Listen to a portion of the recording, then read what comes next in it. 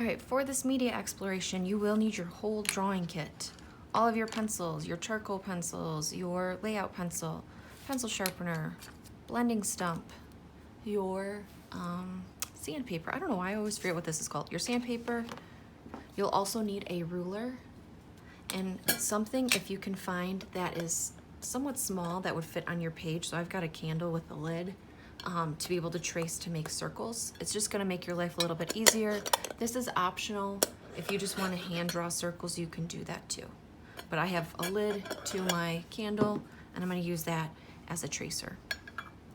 Okay, so we are in the media exploration section of our sketchbook. We're gonna start out by using our ruler and our layout pencil. I'm not going to be too exact with my measurements here. I'm just gonna eyeball this, but you will need to make 6 sections with 2 sections going across. So I'm gonna make my line going down the center first, and again, I'm using my layout pencil. And I just eyeballed it. It doesn't need to be perfect. I don't want this to be in 4ths. This is gonna be in 6ths. That's a weird word to say. So I'm not gonna go halfway. I'm gonna move up a little bit.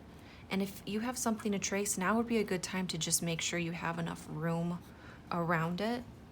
And then I'm gonna make my lines so I can kind of see. All right, cool, that would fit there. And make sure I have enough space at the bottom. Great. Okay, so what we are gonna be doing is called additive and subtractive methods. And we're gonna be using our graphite pencils and our charcoal pencils. So I do not need my layout pencil anymore.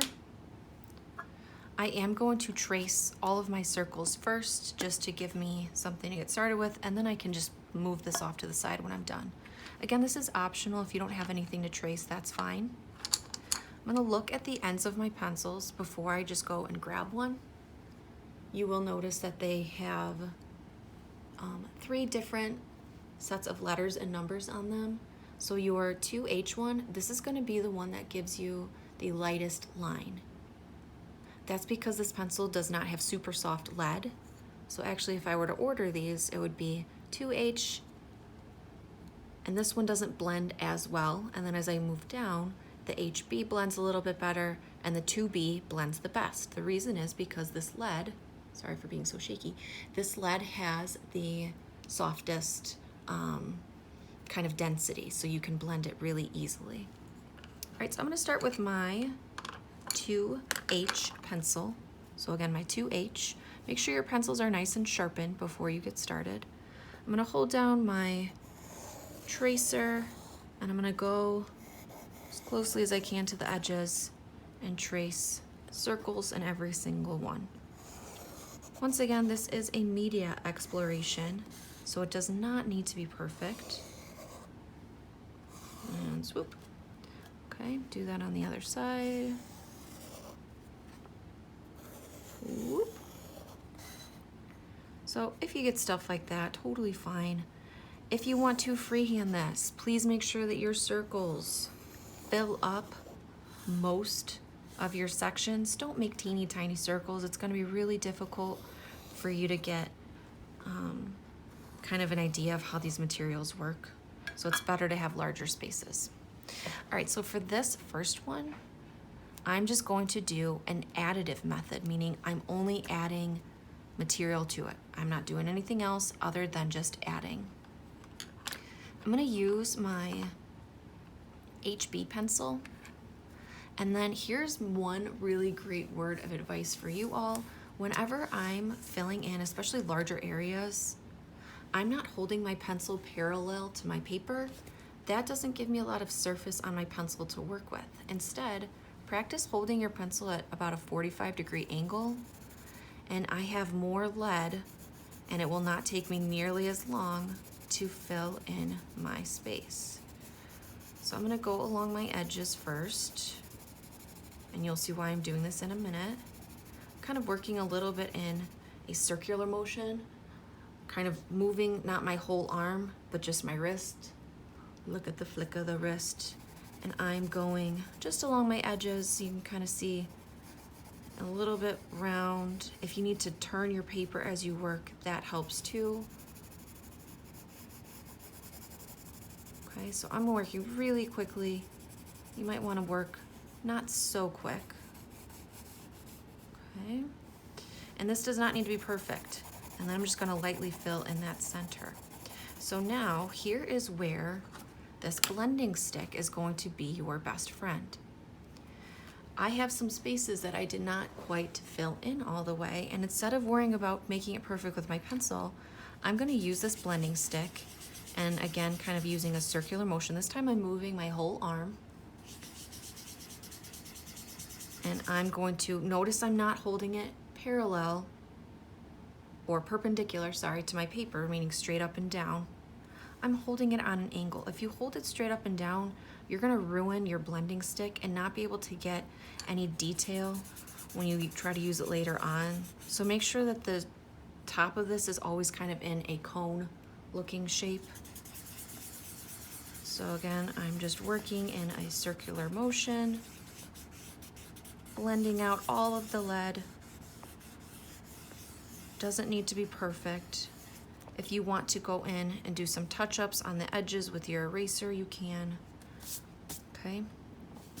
All right, so this is using graphite, and I would consider this to be a constructive method, meaning it's a little bit more controlled. And this is my additive only, okay? So I'm gonna actually use my graphite pencil, or sorry, my layout pencil, which I need to sharpen. Hang on just a second. Okay, so I'm gonna use my layout pencil and I'm gonna label this. So this is my graphite, and this is additive. And wherever you can fit these words in the box, that's fine, as long as you understand the general principle. And then this is also constructive. I was very controlled when I was working and not like super loose and gestural. All right, for this next one, we are going to again be using our HB pencil. And this time, I'm gonna actually fill in my whole entire space, including going over the line that I created from tracing that circle.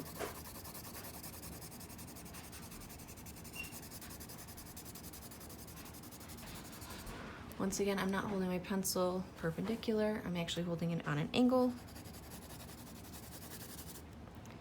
Going back in with my blending stick. Now, something to note, and this is why I told you to have your sandpaper handy. If you start getting a bunch of material on here and you want to clean it, you can actually clean it by gently, keyword there being gently, rotating your blending stick on your sandpaper, and it will start to clean it off.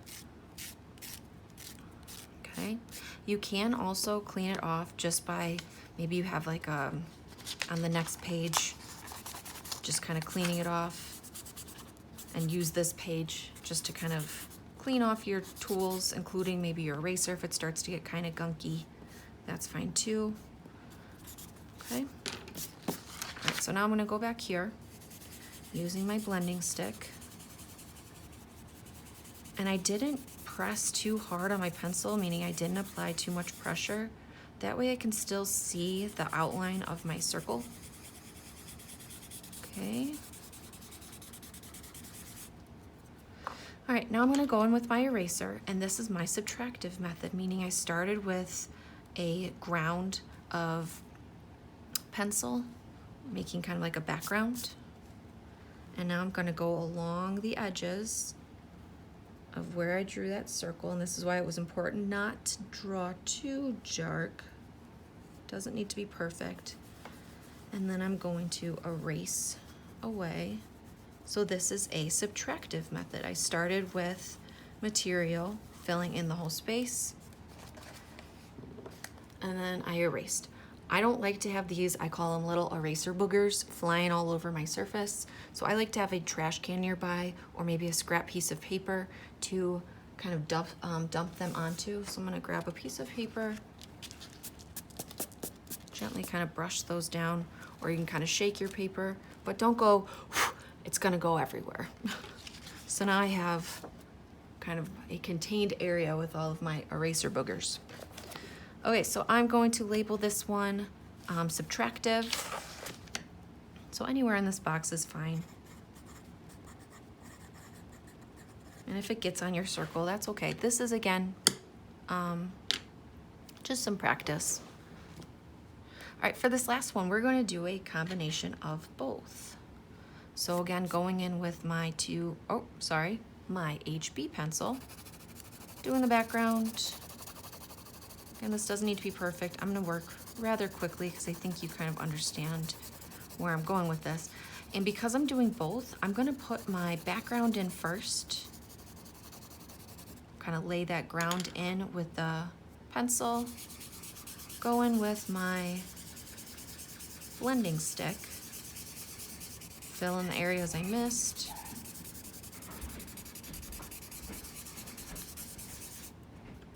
Okay, I'm gonna go in and erase just like I did on this one before. Finding the edge of my circle. And if you need to go back and retrace a circle on top of this, you could do that too. Okay, and now this one is going to be a combination of both. Once again, I'm gonna take my paper, get my little scrap paper. Okay, and then I'm going to go in with my 2B pencil. Ta-da! And I'm gonna go in and add a little bit more depth and dimension. And this one is going to be your softest lead. So maybe I just kind of add around the edges. Maybe I even add a little bit of a shadow. So I erased first to find my circle, and now I'm gonna go back in and define it. And this lead, again, is nice and soft. Using my blending stick, I'm gonna kind of blend some of that in. And the softer lead also is a little bit darker. Since it's softer, it's able to make more graphite on your paper. So you'll see a little bit of definition of value between the 2B pencil and your HB pencil. Okay, so now this one is both. All right, you're gonna be following the same steps using your graphite on the other side. Start with your medium one. So just like how we did our HB pencil, and then I'm not gonna use the soft one until I get to the last section. Keep in mind the charcoal is a lot more smudgy, so you might want to make sure that you're not holding your hand down, but we're working from top to bottom, so you really shouldn't get that messy. However, your blending stick might get really filled with charcoal if you don't want it to be like that. Again, that's why I kind of turned to my next page. And since this is in your media exploration section, it's fine to have a page just to kind of clean off your materials. Maybe you use this when you're working on a project too. You can also use that sandpaper to clean off your blending stick, okay? All right, so again, you're gonna take the same steps.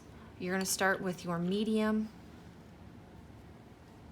filling the whole thing in, using your blending stick, doing the background, erasing, and then doing a combination of both. If your eraser starts getting really dirty, you can clean it off on the paper. You could also clean it off on your sandpaper. Once this one gets really dirty, just rip it off. So then you have a nice, clean, fresh one underneath. But keep in mind, if you're using this to clean, it does create those little eraser boogers. Take your time with this, don't rush, make sure that you're labeling. There is a visual example on the slideshow on Google Classroom. Enjoy.